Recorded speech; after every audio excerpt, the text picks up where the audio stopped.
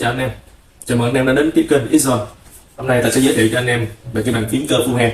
Đây là một cái dòng bàn phím cơ gaming tầm trung nha, rất là phù hợp cho sử dụng cho các bạn học sinh sinh viên. Thì hôm nay mình sẽ khám phá cái bàn phím này nó có cái gì thú vị. Ok, bây giờ anh em mình sẽ coi trực tiếp cho anh em xem.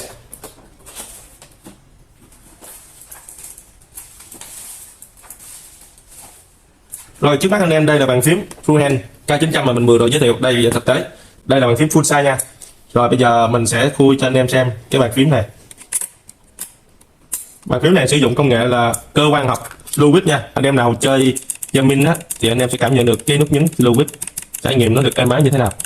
Rồi ngoài ra bây giờ mình giới thiệu thêm đây, bàn phím này á nó còn có chức năng là quay nấm, quay chỉnh âm thanh này. Rồi chỉnh đèn led nha, 7 màu rainbow, nhưng mình muốn thích chỉnh màu nào mình chỉnh.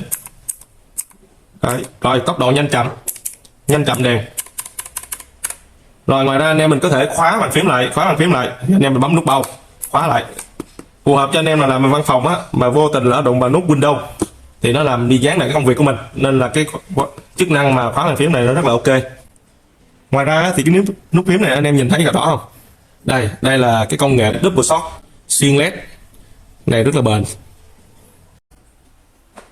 Với tầm giá 750k anh em đã sở hữu em cái bàn phím cơ khá là hấp dẫn, đúng không? Thì cái này phù hợp cho anh em nào mà bắt đầu là mình chỉ qua phím cơ và xài á, thì với tầm giá này mình thấy khá phù hợp. Nếu như anh em thấy hay và muốn trải nghiệm thử dòng bàn phím cơ này thì hãy nhấn vào link bên dưới, mình có để thông tin sản phẩm theo đường link bên dưới. Và đừng quên cho mình một like và một lượt theo dõi. Rồi, xin chào tạm biệt anh em, cảm ơn anh em đã theo dõi kênh.